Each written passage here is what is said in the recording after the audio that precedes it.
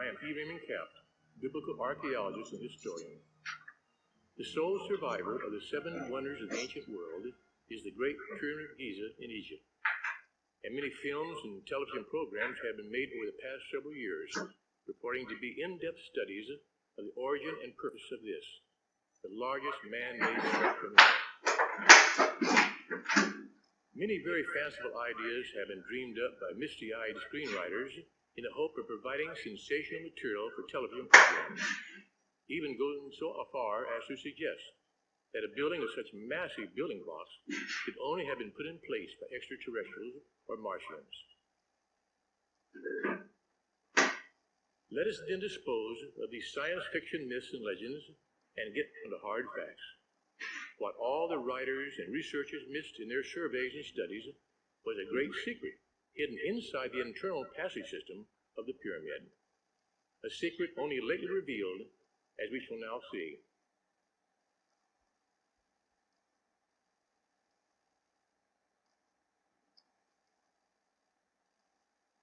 Egypt, a land of wonders, of Ramesses and pharaohs, of Joseph and Moses, a land in which today the dead alone are great.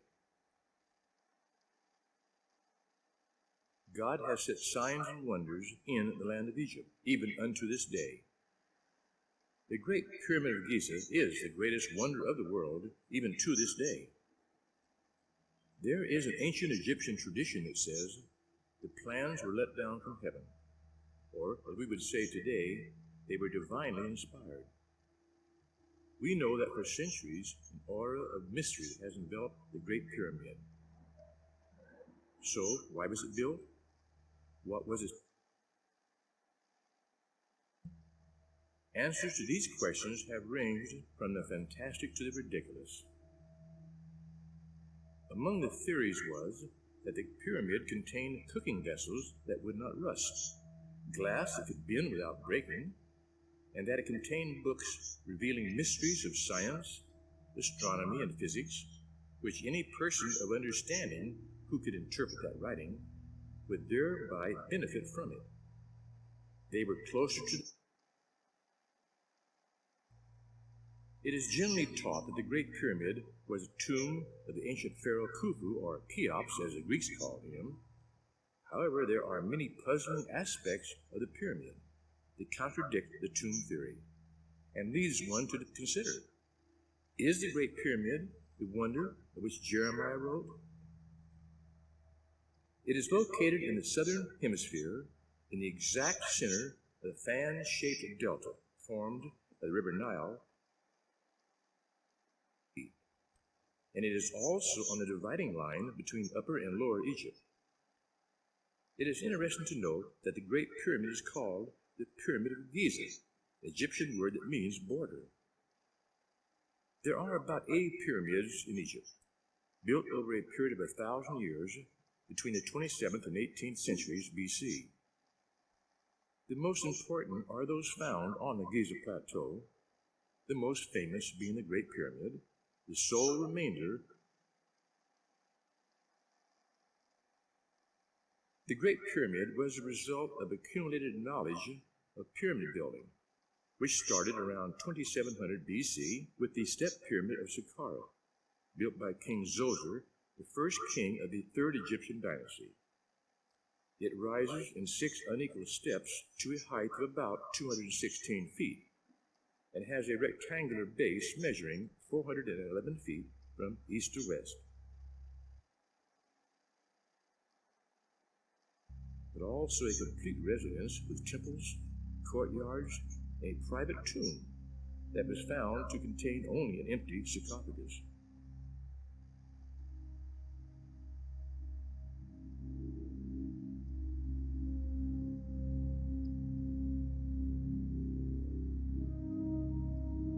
Zoser's personal advisor, doctor, priest, and architect was a mysterious scholar named Imhotep, who designed Zoser's step.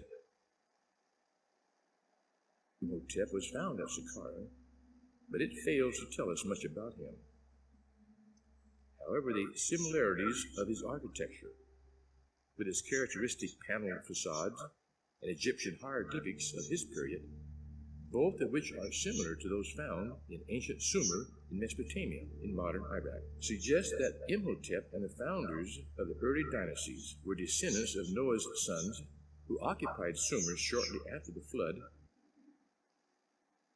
The corrected date for Noah's flood. A short distance from Saqqara are found several pyramids, Medum and Dashur, the so-called Bip Pyramid, because when being constructed, the builders found the slope was too steep, so they changed the angle. The northern pyramid was built at the same reduced angle. The strange-looking pyramid at Medum dominates the area for many miles. Tower standing on a hill at the edge of the desert.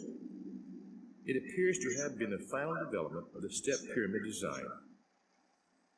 It is now believed that these pyramids, preceding the Great Pyramid, were built under the direction of the Hyksos, who were descendants of Seth, the son of Noah, who were living during this period in Arabia.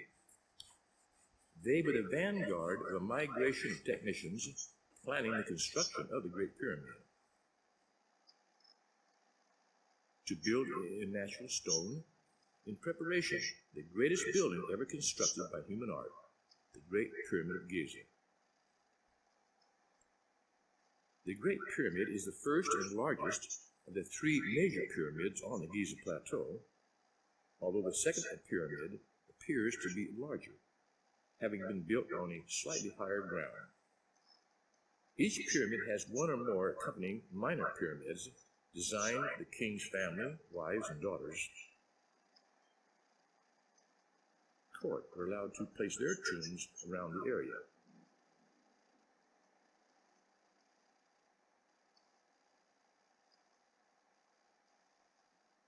It was during the reign of Khufu, the second king of the fourth Egyptian dynasty, that the Great Pyramid was built, starting in 2623 BC.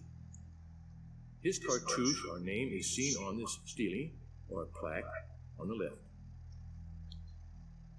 It is quite possible that Khufu himself was one of the shepherd kings, although historians identify him with the 15th dynasty. His name on Egyptian monumental lists appears as Shufu, as do his sons. Shufu in Egyptian means long hair, thus distinguishing him from the Egyptians who usually shave their heads or cut their hair short. Some of the higher officials wore wigs. Khufu's pyramid was 185 feet, but was left slightly lower as its capstone was never placed in position. Its present height is 454.5 feet, equal to a modern 48-story building. Its base covers 13 acres, and each of its side walls covers 5.5 acres. The second pyramid was built by Khufu's son, Khafre, or Khephren as the Greeks call him. It stands 450 feet in some of its casing stones, although badly weathered by time. Khepren's pyramid has associated with it the most complete pyramid complex of the Giza Plateau. A causeway, a mortuary temple, various chambers, and a great court surrounded by a colonnade supported on massive rectangular pillars. Khephren is credited with the construction of the Great Sphinx, carved out of the solid rock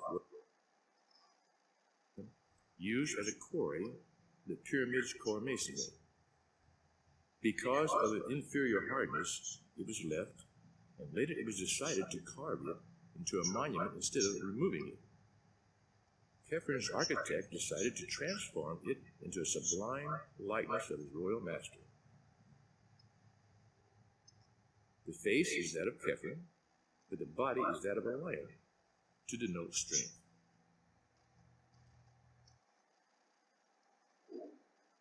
And it's 66 feet high. It was originally painted red and had a beard, which has now broken away, but probably looked like this.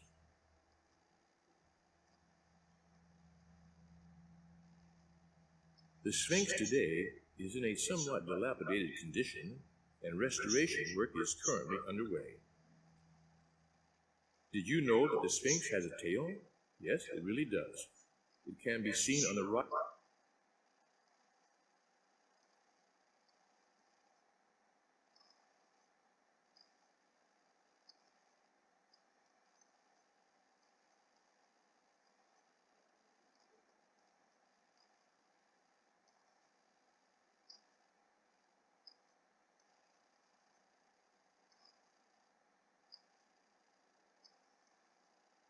The third of the three major pyramids at Giza was built by Menkaure, or Mycerinus, as the Greeks called him. This pyramid is only 216 feet high, with a side base of 356 feet. Its smaller size is offset by the splendid appearance of the granite casing stones, which cover the lowest 16 courses. Menkaure died before his pyramid was finished, and the outer casing stones were never completed. The likeness of the king was found in this limestone head.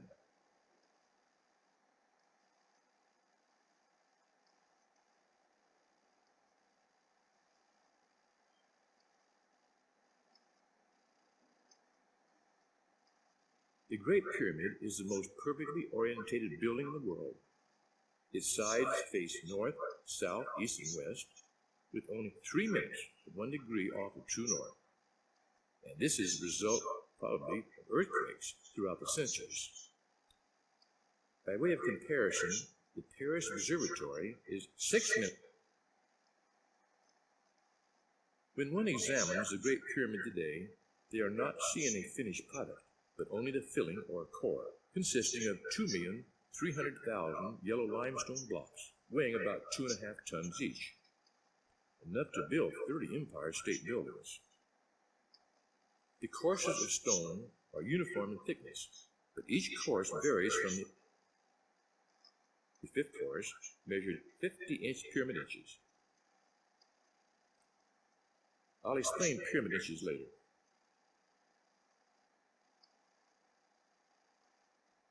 Before starting to lay the stones for the pyramid, the builders first bored an inclined shaft into the solid rock base some 350 feet long, and at an angle of 26 degrees, 18 minutes, 9.7 seconds.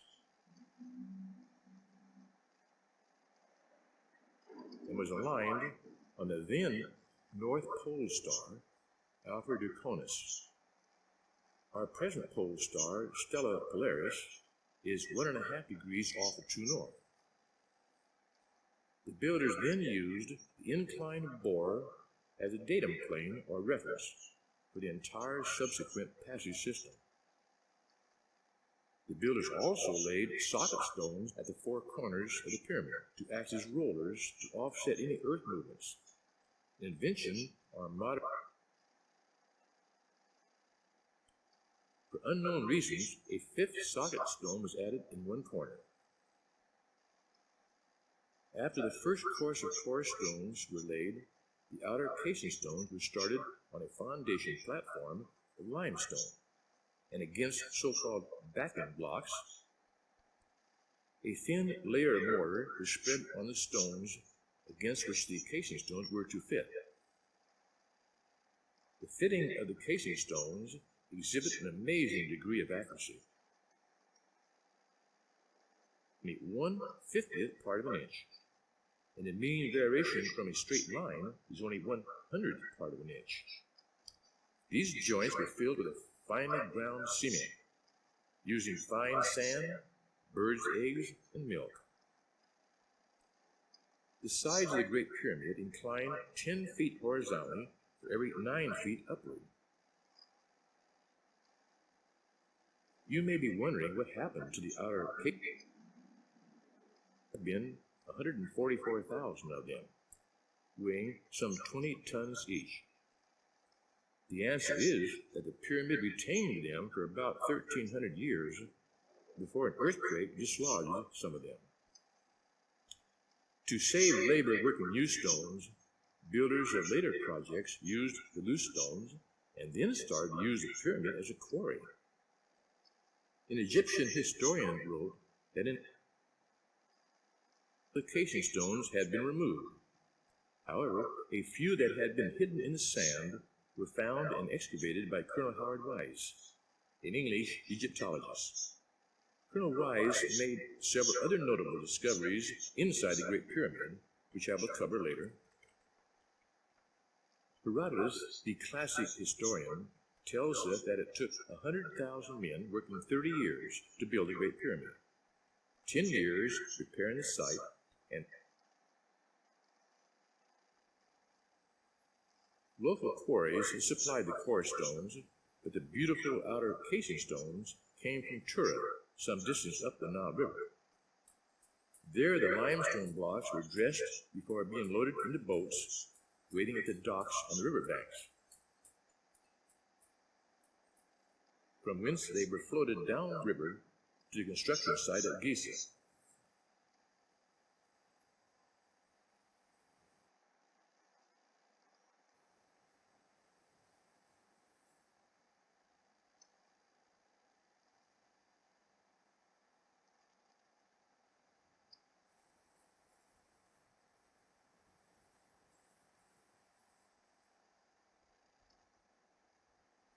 The boats used in transporting the stones were probably barge-type flat-bottomed craft with a central single mast and a square sail to assist the rollers. Egyptian tomb drawings depict how the stones were transported on sledges pulled by manpower. A mixture of mud and water eased the sledge along on its rollers and up the ramps on the sides of the construction, one ramp being used to bring empty sledges back down. Herodotus also tells us that the workmen were not slaves, but were paid wages with benefits, such as paid vacations and free rations while working. Benefits labor enjoys today. The core blocks were laid starting from the center and working out in all directions, and stopping where the casing stones were to be placed. When the pyramid reached the required height, the ramps were removed as the outer casing stones were dressed and finished, starting at the top and working down.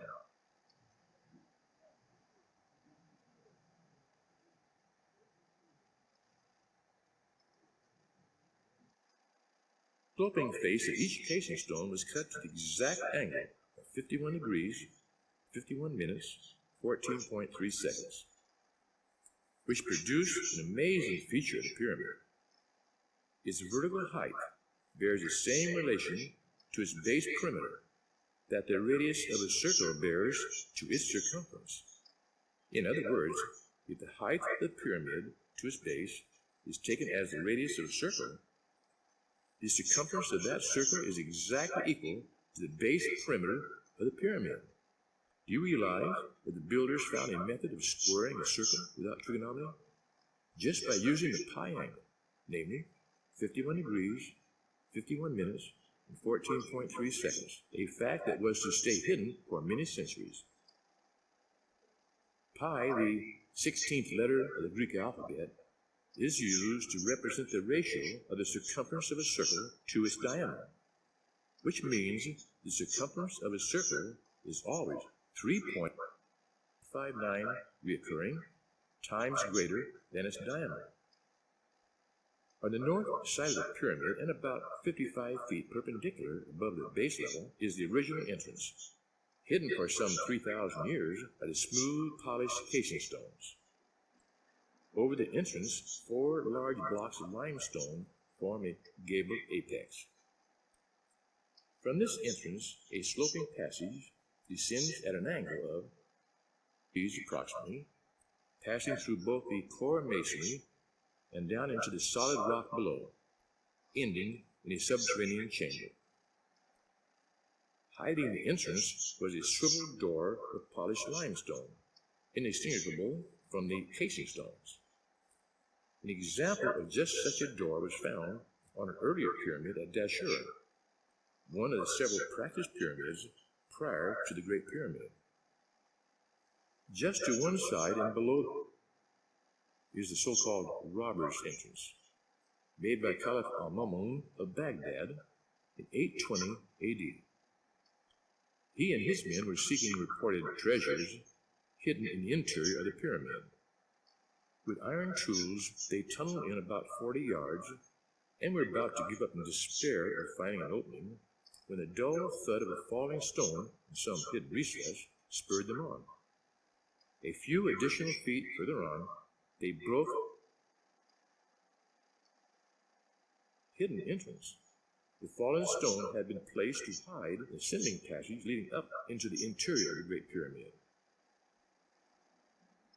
But later, having found the secret interior, Al-Ma'mun's men rushed down the passage, firmly believing it would lead them to the dead king's burial chamber.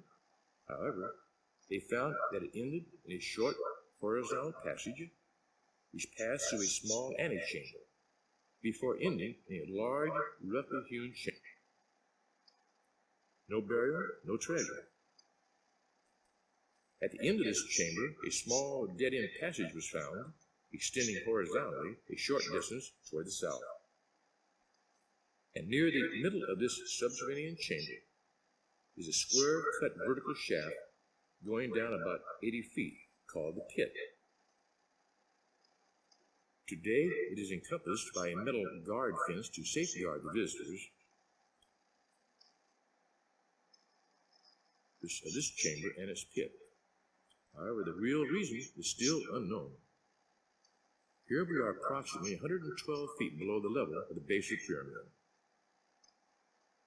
According to Al-Ma'mun's records, the group retraced their steps back to where the stone had fallen from the ceiling, and they noticed that the stone had concealed another passage sloping upward, but it was blocked by a red granite plug which they were unable to break up and remove.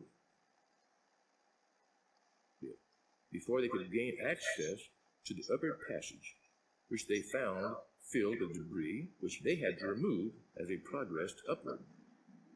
The plug actually turned out to be 3 separate blocks, having a total length of 15 feet, and having no tolerance between them and the walls, shows the impossibility of the plugs having been slid down into place, as some authorities have suggested. They were obviously placed in position during the construction for the first ascending passage, sloping upward at an angle a little over 26 degrees, is 1,485 pyramid inches, which is a unit of measurement used in the construction of the pyramid. This upward sloping passage ends abruptly but opens into a high-ceilinged chamber or gallery, which in turn continues upward at the same 26-degree plus angle for a distance of about 158 feet. There are ramps on each niches, 56 in all. Their purpose is unknown. The walls of this grand gallery are formed by 7 overhanging courses of masonry, forming one of the finest examples of corbelled architecture extant.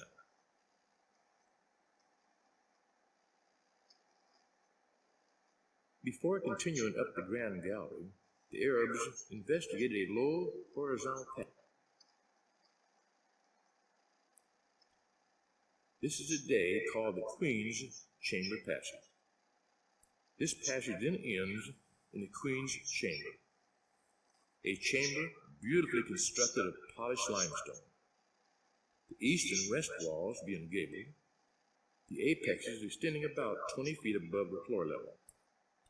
The heights of the north and south walls are about 15 feet.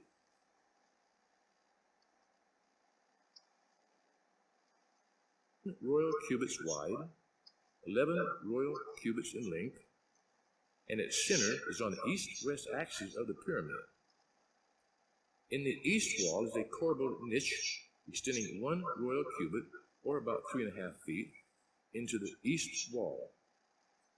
Its center is exactly 1 sacred cubit, or 25 pyramid inches, south of the chamber's center. Although the basic design of the Great Pyramid is in sacred cubits, the predominant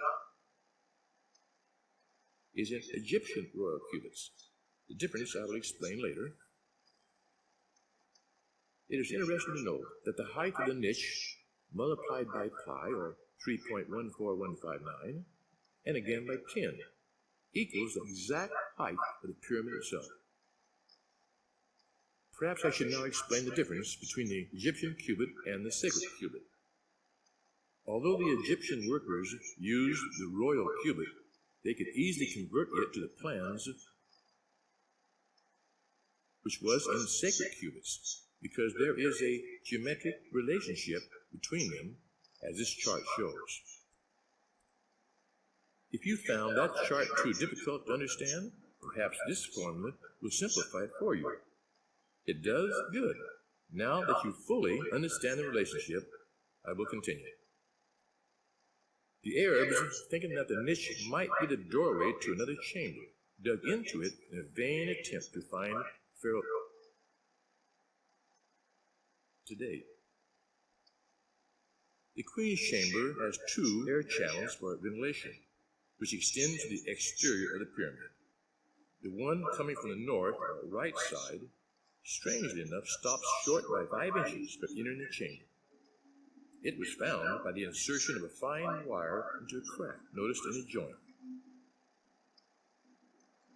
Recent sonar tests indicate a parallel passage butting into the opposite, but no excavations have been made to confirm this as of 1997. A very small robot camera worked up one of the air ducts revealed a tiny stone door with metal hinges, suggesting an undiscovered chamber. This too remains for future excavations to reveal. It is noteworthy that the ceiling of the Grand Gallery increases in height over the first ascending passage exactly 200. This is called the rectification factor, a symbolic term suggesting a correction of a symbolic displacement, an explanation of which can be found in my book, A Study in Pyramidology. This number, 286.1 pyramid inches, is a very significant number and occurs many times in the measurements found in the Great Pyramid. One example is the fact that the entire passage system, starting from is 286.1 inches offset from the north-south axis of the pyramid. This is an example of the displacement factor.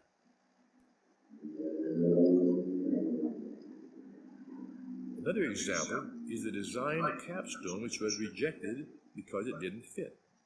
It was too large by 286.1 pyramid inches all around, each side projecting out 35.76, curiously equal to the height of the great step of the pyramid, which is a large block of limestone at the upper end of the Grand Gallery, the top of which is level with a low-ceilinged horizontal passage which continues southward, known as the King's Chamber Passage. The ramps of the Grand Gallery butt into this great step, which extends across the full width of the chamber. The face of the step is on the east-west axis of the pyramid, exactly halfway through the pyramids from north to south. A side view shows the great step, 35.76 inches in height, projecting back into the upper end of the gallery, a distance of a little over 5 feet. The horizontal passage continues southward past the step, entering a small chamber known as the antechamber. The curious features, the most prominent being a raised boss or seal in the shape of a horseshoe on the north side of a granite slab which protrudes from one wall to the other.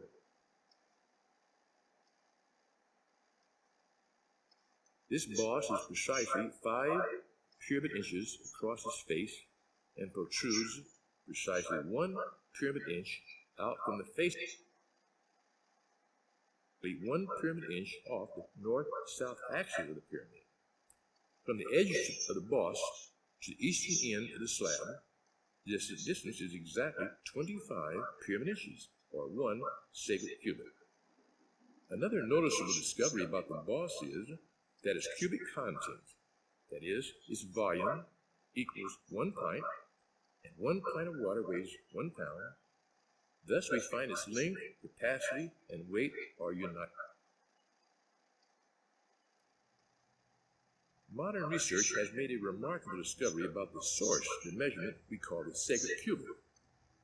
It is based on the Earth's polar diameter. The latest geodetic surveys have found that the polar radius of the Earth to be approximately 3,949.89 miles. Converting this figure to inches and dividing it into exactly 10 million parts, the result will be precisely 1 sacred cubit. This sacred cubit is more accurate than the French meter, which is based on the 10 millionth part of the so-called quadrant of the surface of the Earth, from the North Pole to the equator, a curved line on a not-so-perfect sphere. 1 sacred cubit, or 25 pyramid inches, equals in American and British inches 25.0264, a very slight difference, which suggests that our inch was derived from the pyramid inch in the Great Pyramid.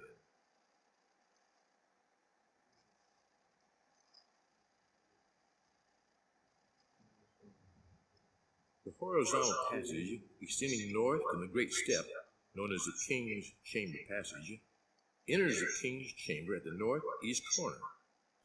This chamber is constructed of very beautiful red granite from the Aswan Quarry, some 600 miles up the River Nile from the pyramid. Of granite blocks, all trimmed to exactly the same height, with an error not exceeding 1/10 of an inch. The roof of the chamber is made up of 9 granite blocks, each of which extends across the chamber from north to south, and some 5 feet beyond into the walls. This chamber also has 2 air ducts for ventilation. One enters the chamber near the entrance on the north wall, and each air vent. The purpose of these air vents is a mystery to those who believe the Great Pyramid was built as a tomb for a dead king, as an airtight compartment is necessary to preserve a body. The only movable piece of furniture in the pyramid is the coffer or sarcophagus, sitting in the west end of the chamber. It is made of the same Aswan granite that is used in the entire chamber. It has hollowed out with some sort of auger and bit, which would have to have been of some extra hard precious stone. Spiral marks can be seen running down the inside wall from the carving tools. It is remarkable to note that the cubic area of the coffer's walls and floor equals the cubic contents it holds, which is exactly 1 English bushel, a now outdated measurement for grain. And the diagonal joining opposite corner of the bottom of the coffer is double its height, and the diagonal of the chamber's floor is also double its height, suggesting a special purpose by the builders. It is also significant that the coffer is the same size as the Ark of the Covenant of the Bible, and that the King's Chamber itself holds the same volume as the molten sea, that great brass bowl held up by 12 brass oxen, which sat in front of King Solomon's temple in Jerusalem.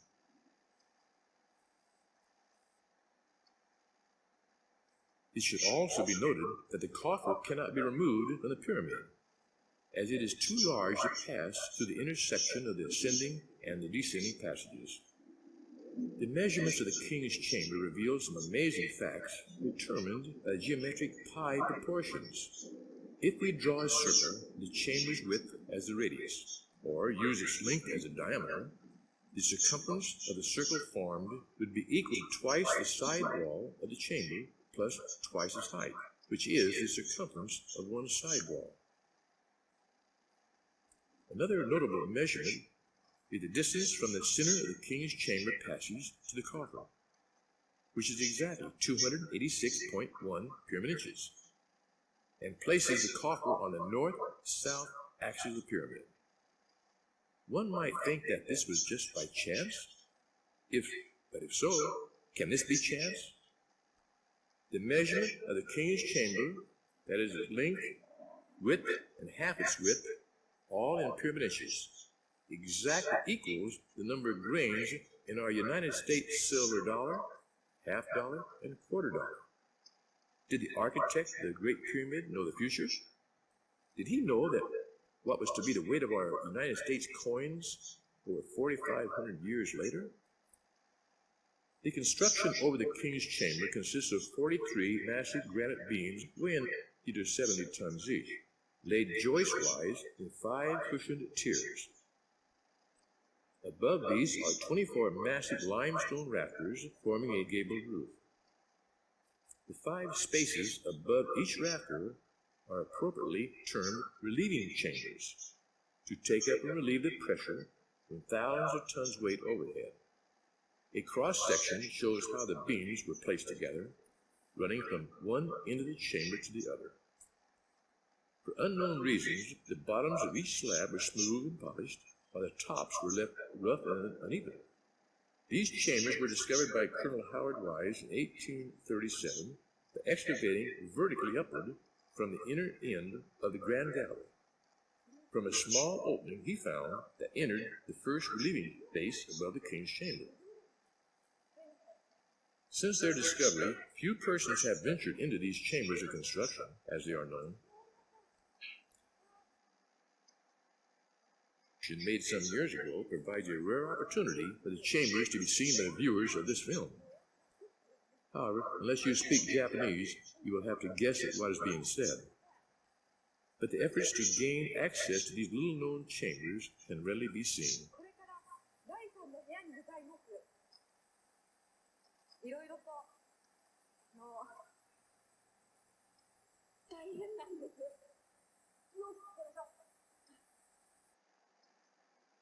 The were known as Davison's chamber was already open from the east wall of the Grand Gallery, close under the roof, and believed to have been made for inspection sometime after the pyramid was sealed, to see how the roof was holding up. The other 4 chambers, unknown before 1837, are shown here being investigated by the Japanese team.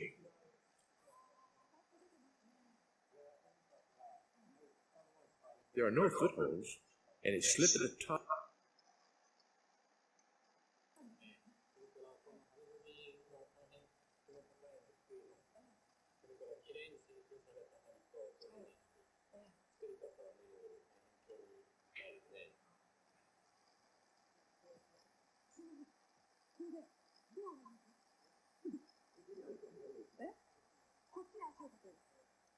All these chambers are floored with horizontal beams of granite, rough dressed on the undersides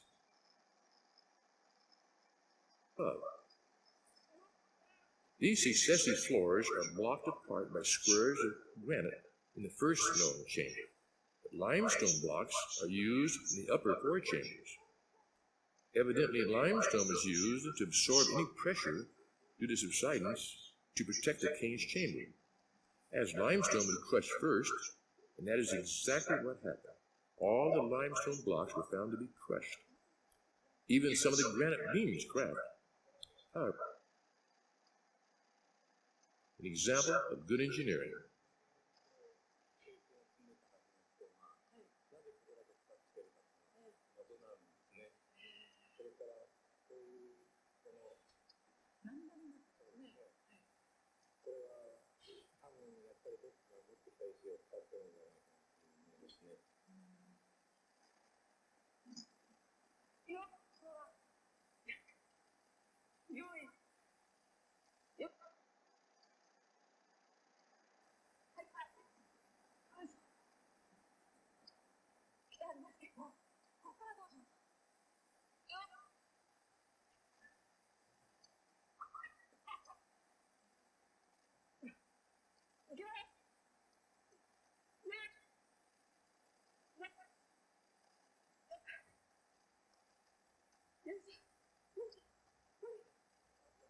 Hieroglyphics and mason lines were found in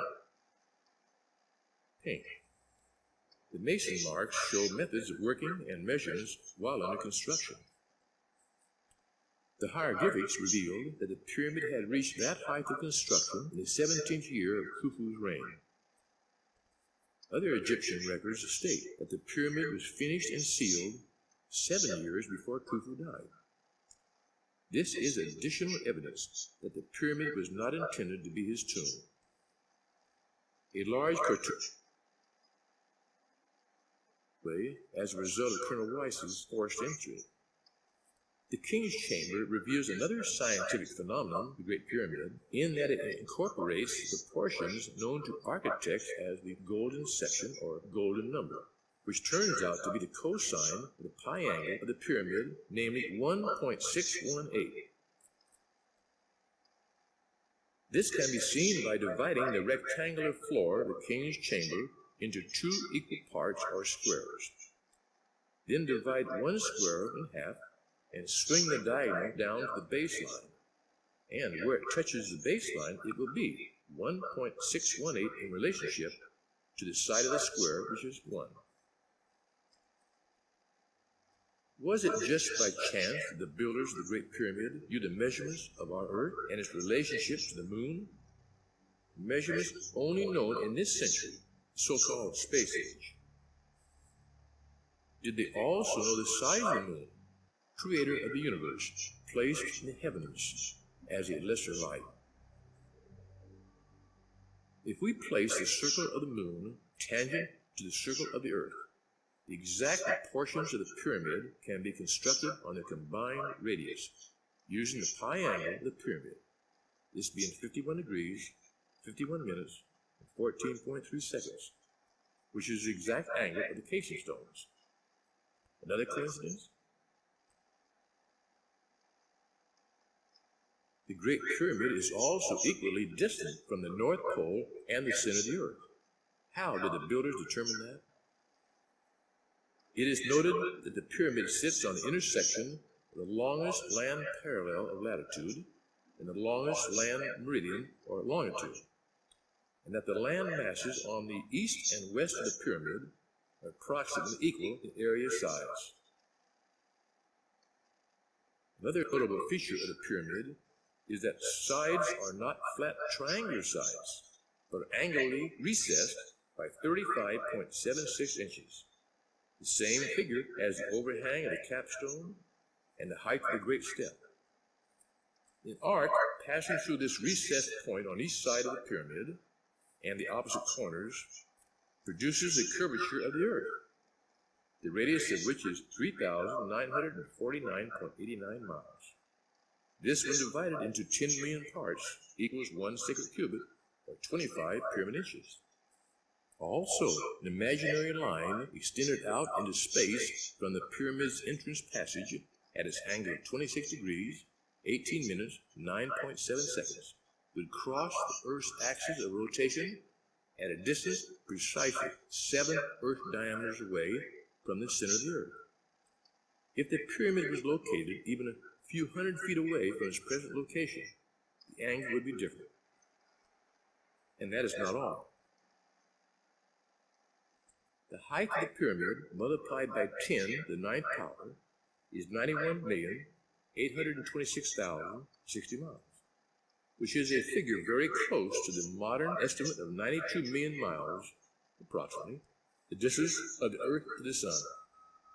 If you are wondering how we know all these precise measurements, we were not able to until the advent of the era of space satellites, which can measure by means of laser beams distances to within a few feet. It might seem almost unbelievable that the Great Pyramid could contain so much scientific information. However, to deny it is to ignore the facts, or consider all to be just chance. If you still think chance, then here are some more facts to consider as chance. The measurements of the sides of the pyramid give in pyramid inches the exact days, minutes, and seconds of our 3 astronomical years: solar, sidereal, and animalistic. The combination of the last 2 is 25 minutes added to each year, which is the precession of equinoxes, a period approximately 25,826.54 years. This chart illustrates the precession of the equinoxes. It requires 25,826.54 years for our Earth's north pole to point toward our present pole star and return to it.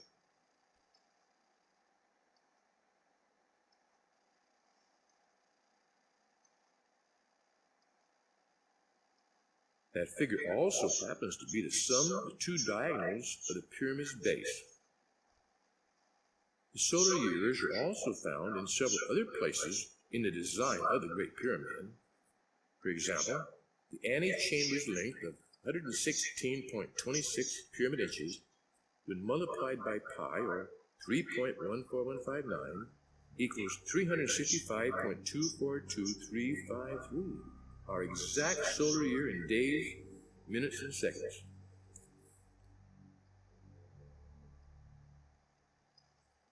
Another example, from the center of the antechamber to the north wall of the king's chamber, is exactly 365.242353 inches. And here is an interesting observation.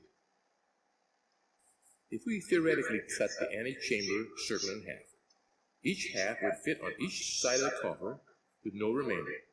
Why? I haven't the slightest idea. It just does.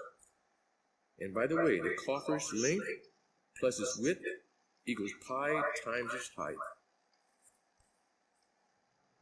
Although Al-Mamun and his men found the coffer in the king's chamber, they also found it, to their amazement and disappointment, empty. No king's mummy, and certainly no treasure. They, as well as all pyramid visitors over the centuries, failed to realize that the Great Pyramid was the sign and witness of which Isaiah wrote. In that day there shall be an altar to the Lord in the midst of the land of Egypt, and a pillar at the border thereof to the Lord. And it shall be for a sign and for a witness unto the Lord of hosts in the land of Egypt. It is most noteworthy that the numerical value of the Hebrew words written by Isaiah, when added together, add up to 5,449, the exact number of inches in the height of the Great Pyramid as left by the builders. That is, without the capstone.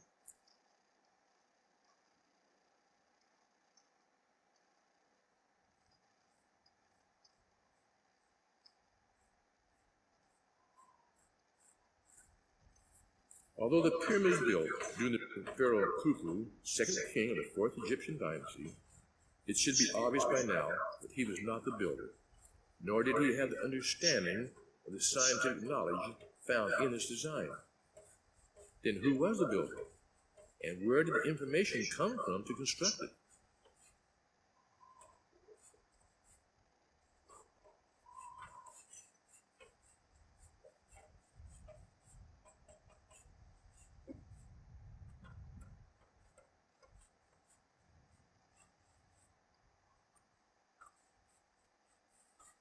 The Egyptian books of the dead record that the builders of the Great Pyramid came from Arabia. Now, Arabia was the home of the Shemites, ancestors of Abraham. Among these descendants was Joktan and his 10 sons, mentioned in the book of Genesis. They all lived during the period when the Great Pyramid was being built. One should keep in mind that they were direct descendants of Enoch, to whom God gave prophetic and scientific information, and among other things, the times and courses of the heavenly bodies, which could only mean the stars and their cycles. The names of Joktan's sons are to be found in all biblical geographic maps of their period. They must have been the early shepherd kings who invaded Egypt and occupied the land prior to Khufu's time. Having identified the builders of the pyramid, we come to its most amazing feature. In the many chambers and passages, we find incorporated a prophetic history based on an inch-year scale, which started when the building commenced. The clue to finding this key and why the antechamber was called the Enoch Circle was when the antechamber's width of 116.26 inches is multiplied by pi, the result being a circle of 365.242. This, when converted to years, equaled the lifespan of Enoch. This suggested that each inch in the pyramid might also represent a year.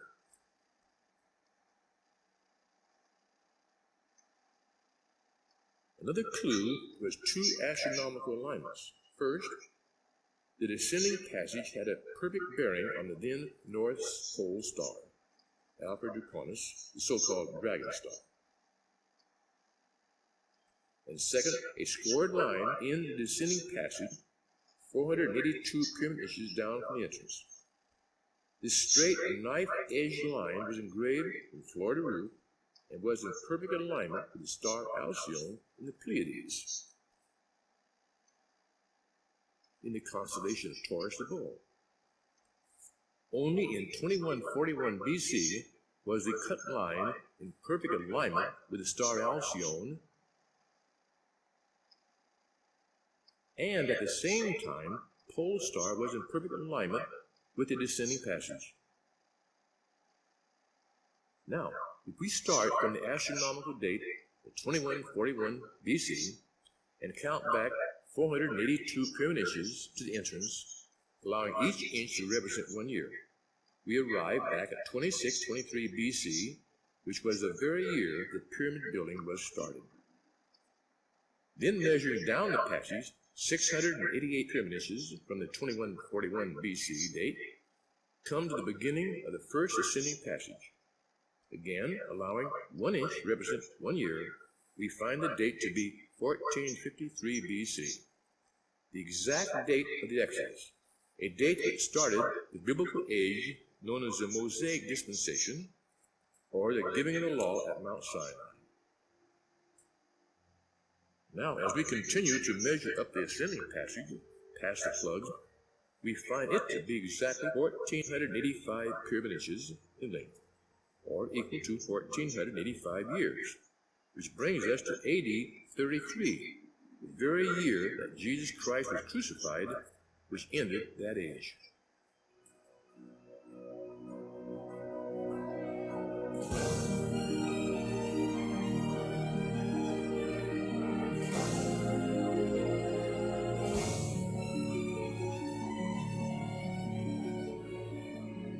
The Grand Gallery, which follows, measured 1,881 1/3 pyramid inches, or 1,881 1/3 years, which brings us up to the date of AD 1914, the end of the biblical age known as the 7 times period of 2,520 years, which started with the fall of Assyria in 607 BC. When the sloping passage ended at the 1914 date, it appears that the inch scale also ended, and all attempts to the horizontal scale has failed to produce any significant happenings, and the setting of future dates is very speculative. But it is not speculative to look back at the geometric triangle formed from a point where the floor of the Queen's chamber intersects with the floor of the ascending passage and the upper end of the passage. The north end of its base marks the date September the 29th, 2 BC, which is the exact birth date of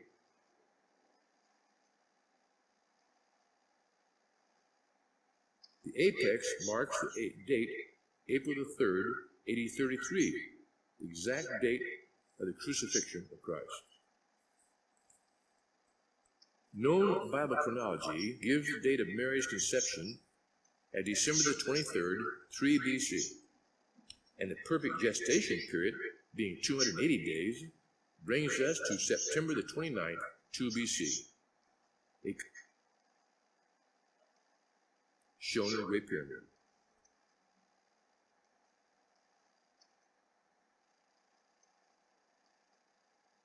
Significantly, the baptismal date for Christ, October the 14th, AD 29, is also found in the Christ angle by moving the base measurement of the triangle up to the sloping passage, confirming that 3.5 years after his baptism, Christ was crucified on Calvary.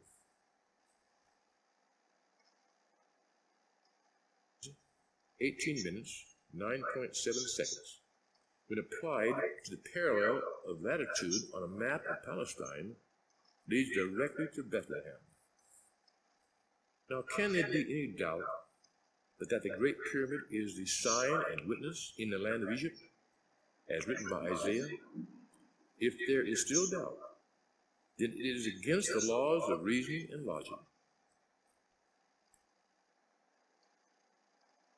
It is depicted on the Great Seal of the United States, which shows 13 courses of masonry and symbolizes the unfinished Pyramid of Giza, which in turn represents our nation, founded in 1776 AD as a godly Christian nation, contrary to that which is taught today.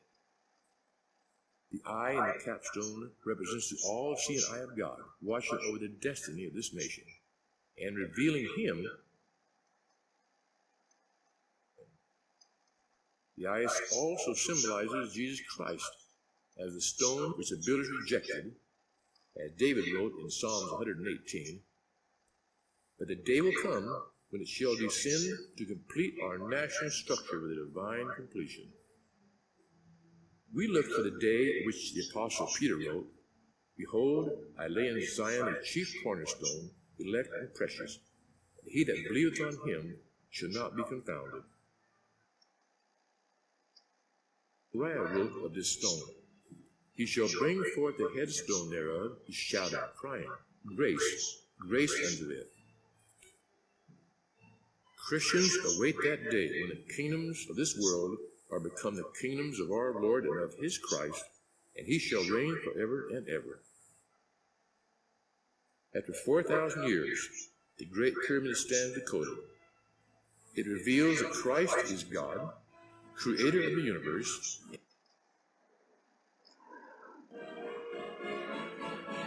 May God add his blessings to this study. A more complete study of the Great Pyramid is available in book form entitled A Study in Pyramidology.